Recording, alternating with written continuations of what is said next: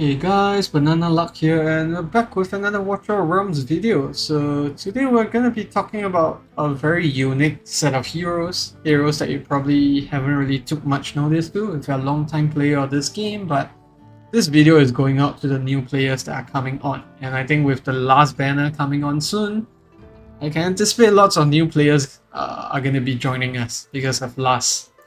So today we're going to talk about the rare units of the game. Specifically, I'm going to talk about 7 different rare units that you need to keep. And first of all, we'll go through the fighters and then run through the different unit types.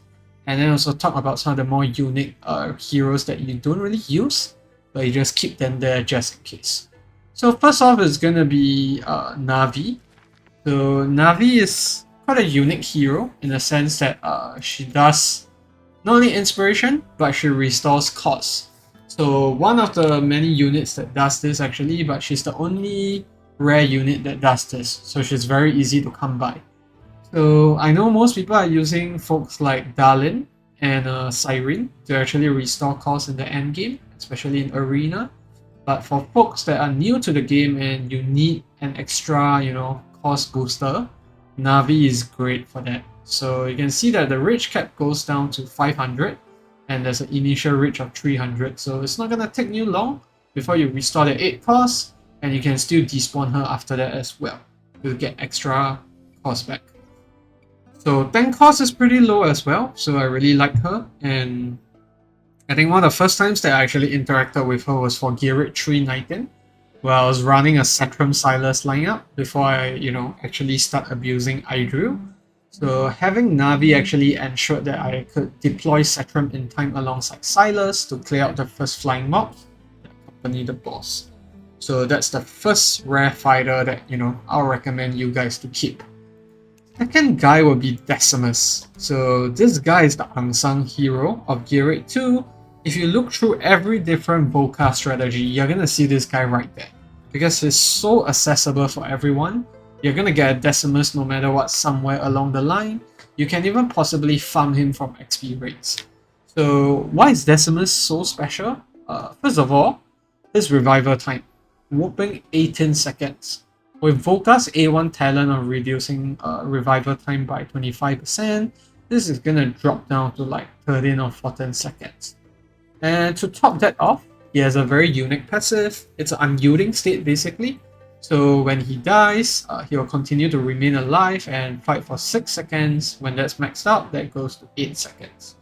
I don't really care about the attack buff because that's not what you want him for, but you basically want Decimus to tank the rolling boulders in Gear Rate 2. So those boulders do a fixed damage. I believe it's 70% HP around there. They do it to themselves as well as to units around them. So the unit that defends against them. So having an unyielding unit makes a lot of sense because you're gonna soak up damage, despawn them, and then slap another unit that is unyielding, which there are plenty of in this game, and then that will clear out the rolling boulders. And Decimus has a really short revival time. That's why people love to use him there. He's one of the units. He's actually the only unit with this short of a respawn time. So yeah, that's Decimus for you. I still use him in my current Gear Rate 221 run, so definitely keep this guy. Third guy that we want to talk about is gonna be a marksman, and that's Cuke. So Cuke has received a lot of attention, especially when people are posting guides for free-to-play ways to clear artifact material rate 18. So I myself have posted that video before when I was testing Oleg's gear, and Cuke was obviously the main damage dealer in those videos. I'm going to leave it down in the description or comment section below, so you can view that video if you're interested to see how Cuke solos AMR 18. So how he does that is basically with poison effect. So how poison effect works in this game is that it deals damage equals to 1% of the target's max HP, and this stacks up to 3 times.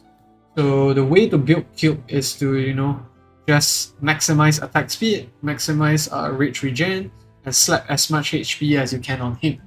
And another tip for using him is that you might want to choose to not level him because he lays down this poison traps from time to time. So some people actually use him in content like Arena. Sometimes people also use him in like AMR, right? So sometimes the traps can get in the way of where you want to spawn your heroes because these do actually take up a spot. So fun fact, if you want to really utilize him, might be best off just not scaling up him at all. And then also bouncing arrow, this only levels up to reduce cost by 100, so it's better just ignoring this altogether. So that's a good tip for you guys. And next guy that we want to talk about, that's gonna be Liam and Carter. So not rare units, but units that apply poison as well. So Liam is different in the sense that he applies it to 2 more targets, making him very potent in Piercer Trials, as well as this gear rate 321 even when you gear him up well enough. And I think Carter does the exact same thing. Is it throws a dagger that can bounce up to 4 enemies, dealing damage and inflicting poison. Okay, the rage cap is almost similar, and yeah, it's a chance to attack. Inflict poison as well, which is the same as Cuke. So yeah, these two are honorable mentions that go alongside Cuke most of the time when you're talking about units that apply poison. So that's marksman for you. Next person is gonna be a healer. Unique one. I'll say almost like Dolores when you think of her, because she does a unique buff where she applies crit damage increase. And it's not just 30%, it's actually 60% if you notice from the skill ups. So that's quite a bit.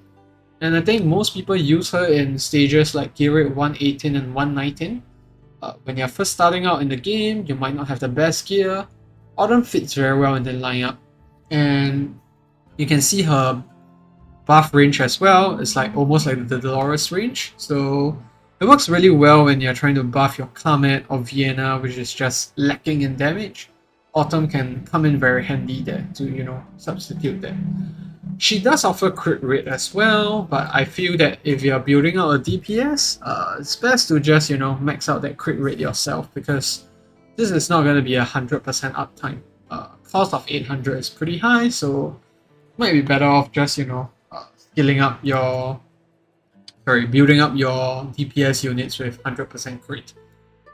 So yeah, that's Autumn, and those are basically the 4 rare units I'll say that are the most important when it comes to making progress when you're early on in the game.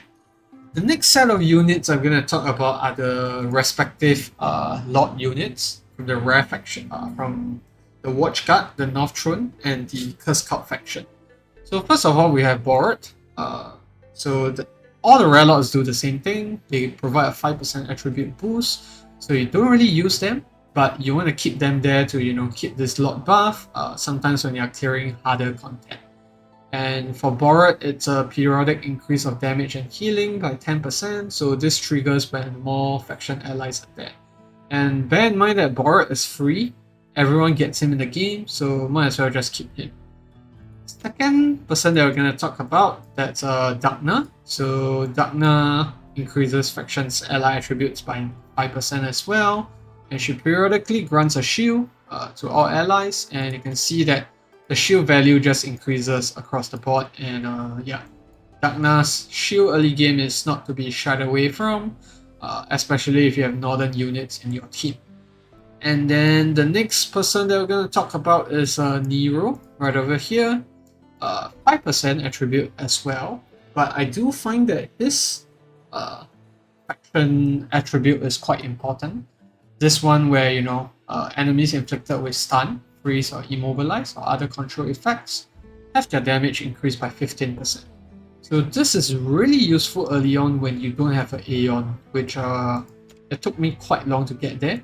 And you can see that the buff is just a 5% difference. So Niro is not too far away. And that's the main reason why I'll keep him, especially for gear rate 118 and 119. Having this extra boost really helps when you combine it with a Mari. Where's Mari? Mari is from the North Throne, sorry. So Mari does a freeze, and most folks actually use even up to 121 to maintain that freeze so that their Aeon or their legendary lords like Morrigan or Demi, you'll have that increased damage from the faction. So yeah, that's basically it for the 7 rares that I really urge everyone to keep.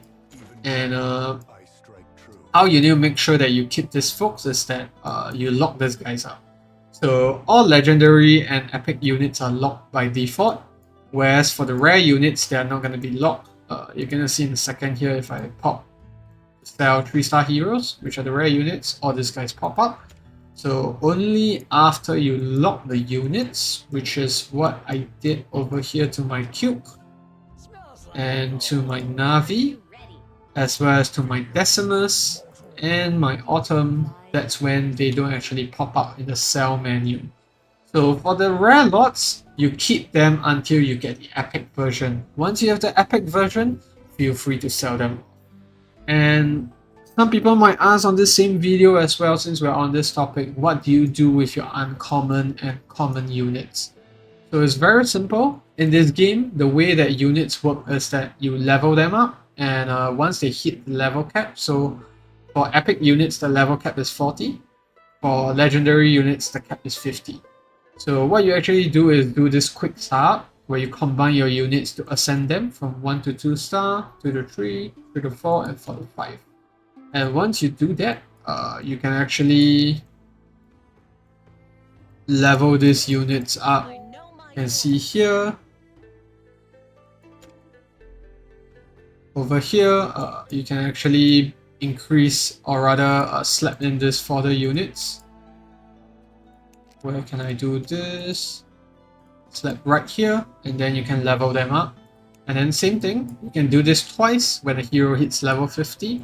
And for the legendary units, you're gonna see right over here, I've leveled them already. So let me just pop over to find an epic unit that needs that level 50 boost. I can't seem to find one. Okay, Scotch. You can see here, you're gonna be able to put these units in to level them up as fodder. So yeah, that's gonna be it for the video, guys. I hope it was helpful, and before I forget, the quick start function only unlocks at stage 514 in hard mode. So before that, you're gonna be having to do this manually with this start function one by one. So yeah, that's gonna be it for the video, guys. Thanks for tuning in. I hope it was helpful. Feel free to leave a like or subscribe to the channel if you enjoyed the content. If there's any heroes you feel I missed out, feel free to indicate them below, and I'll see you in the next video. Goodbye.